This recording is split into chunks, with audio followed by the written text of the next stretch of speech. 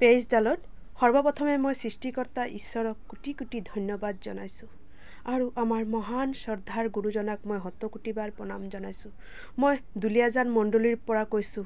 মোৰ ঘৰ ভাদৈ পাঁচালিত। মোৰ নাম জুমা কৰ। মই এটা জীৱন্ত সাক্ষ্য দিবলৈ লৈছোঁ। আজি 2 মাহমানৰ আগতে মই এটা বহুত ডাঙৰ পাপ কৰিলোঁ। মই মানুহজনৰ কথা নুশুনি মই মেডিকেললৈ গৈ বেবীৰ কাৰণে ডক্তৰ দেখুৱালোঁ, অকলে গৈ। আৰু সেই ডক্তৰ দেখুৱাই অহাৰ পাছত ডক্তৰে যিটো মেডিচিন লিখি দিলে, সেই মেডিচিন মই 20টামান টেবলেট খালোঁ। সেই টেবলেট খাই মোৰ এমাহ 10 দিন অসুবিধা বন্ধ হৈ আছিলে। মোৰ মানুহজনে মোক কৈছিলে, তুমি মেডিকেললৈ নাযাবা, ঈশ্বৰে যদি আমাক সন্তান দিবলগীয়া হয় তেওঁ নিজেই দিব, তুমি ডক্তৰ নেদেখুৱাবা বুলি কৈছিলে। কিন্তু মই তেওঁৰ কথা শুনা নাছিলোঁ। মই নিজে গৈ ডক্তৰ দেখুৱাই দৰৱ খালোঁ।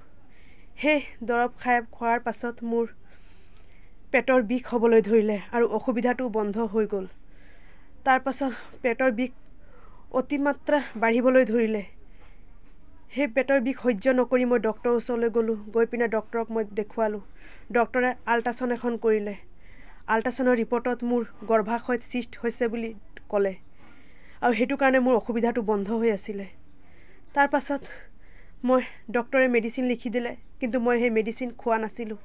মই আহি পিনে ঘৰলৈ মই প্ৰভুক কান্দি কান্দি মই নিজৰ পাপটো মই স্বীকাৰ কৰিলোঁ। মই প্ৰভুক ক'লোঁ, প্ৰভু আজি মই যিটো কষ্ট পাই আছোঁ মোৰ নিজৰ ভুলৰ কাৰণে মই পাইছোঁ। প্ৰভু তুমি মোক ক্ষমা কৰি দিয়া প্ৰভু। সেই প্ৰভু মোক ক্ষমা কৰি দিয়া বুলি মই কৈছিলোঁ। আৰু পিতাই যিটো নতুন গীত বনাইছে, মই মাতিলে তুমি কিয় নামাতা প্ৰভু, সেই গীতটো মই কান্দি কান্দি প্ৰভুক প্ৰাৰ্থনা কৰি পাপ স্বীকাৰ কৰিলোঁ। আৰু সেই প্ৰাৰ্থনা কৰাৰ অলপ দেৰি পাছতে মোৰ পেটৰ বিষটো লাহেকৈ কমি আহিলে আৰু মই তাৰ পিছদিনাখনে মই অসুবিধা হৈ গ'লোঁ। এয়ে মই ঈশ্বৰক কোটি কোটি ধন্যবাদ জনাইছোঁ। ঈশ্বৰে মোৰ প্ৰাৰ্থনা শুনিলে আৰু মোৰ ৰোগটো সুস্থ কৰি দিলে। এয়ে মোৰ জীৱন্ত সাক্ষ্য আছিলে। প্ৰভুৱে যাতে মোক ক্ষমা কৰি দিয়ে। Praise the lord. আমেন।